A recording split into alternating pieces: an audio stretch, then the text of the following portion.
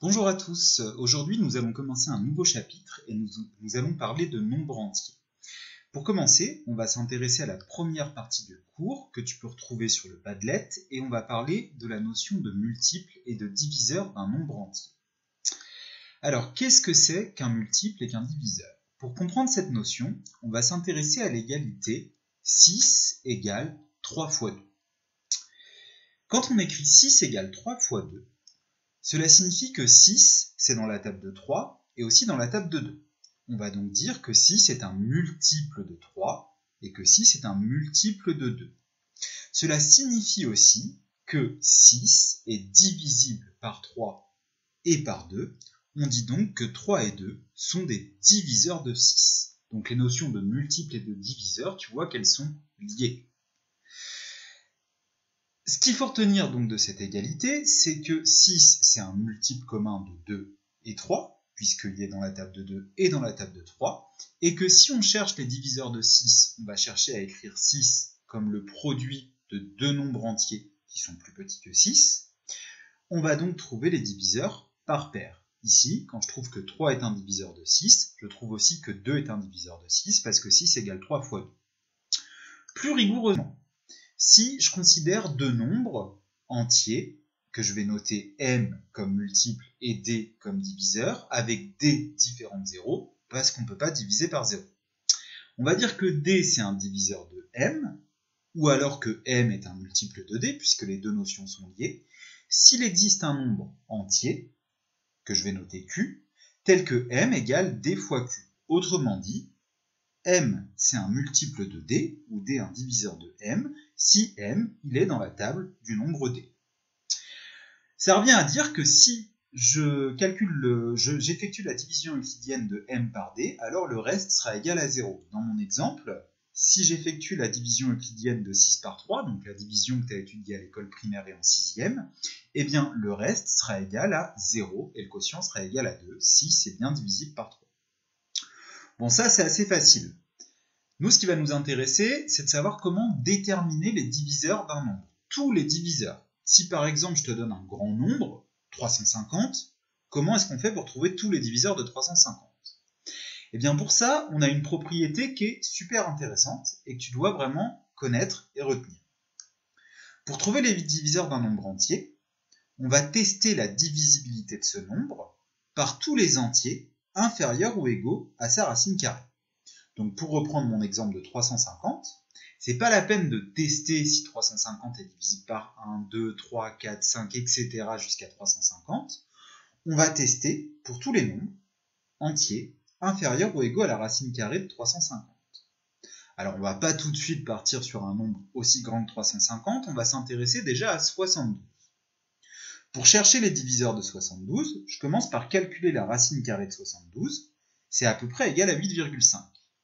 On va donc tester la divisibilité par 1, 2, 3, 4, 5, 6, 7 et 8 par tous les entiers inférieurs ou égaux à la racine carrée de 72.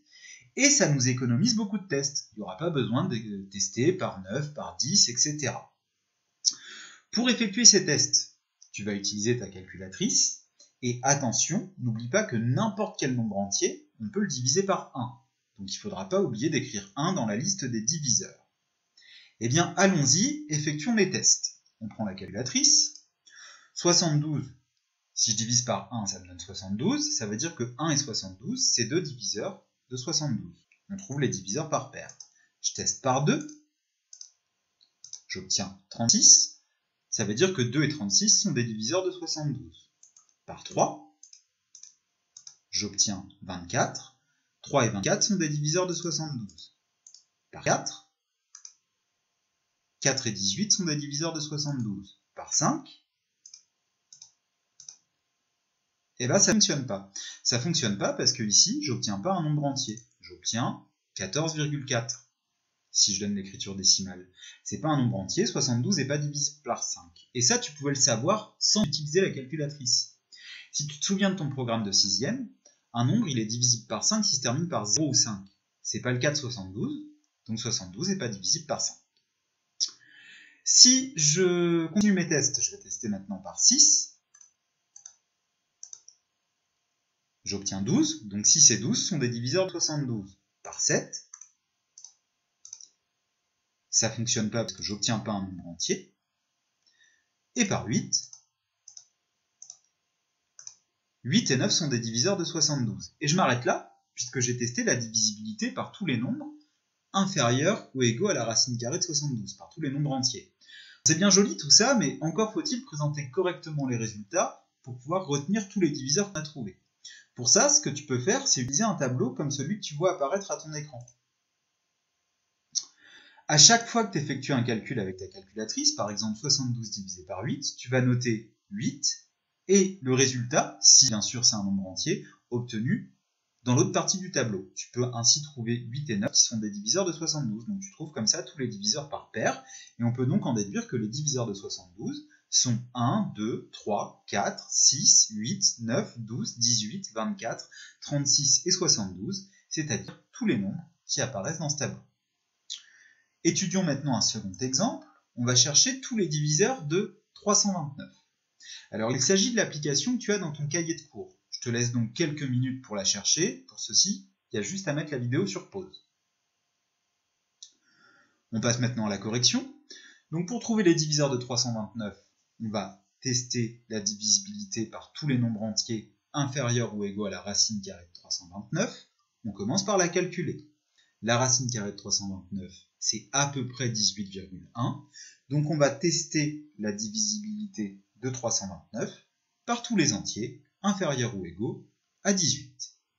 On utilise la calculatrice. 329 divisé par 1, ça donne 329. Donc 1 et 329 sont deux diviseurs de 329. Je teste par 2. Ça ne fonctionne pas. J'obtiens pas un nombre entier. Ça, on pouvait le savoir, parce qu'un nombre, pour qu'il soit divisible par 2, il doit être pair.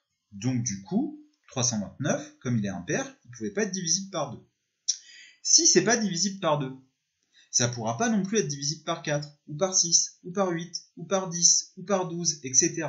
Donc j'économise encore des tests que j'aurais pas besoin de réaliser. Je teste par 3 maintenant.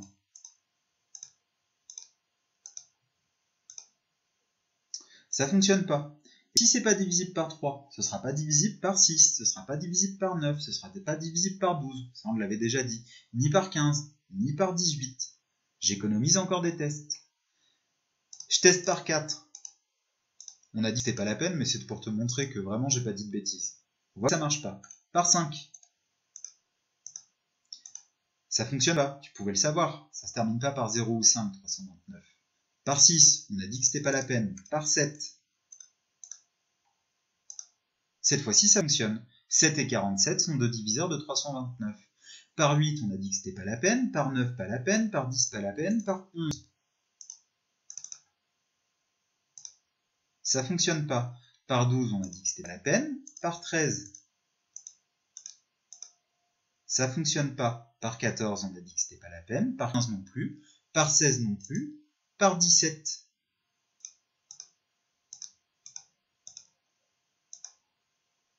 Ça fonctionne pas. Et par 18, on a dit que c'était pas la peine. En résumé, on a trouvé que 329, c'est égal à 1 fois 329, ou 7 fois 47. Ça signifie que les diviseurs de 329 sont 1, 7, 47 et 329.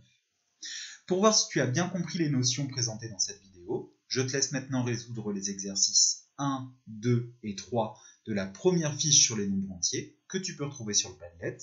Bon courage!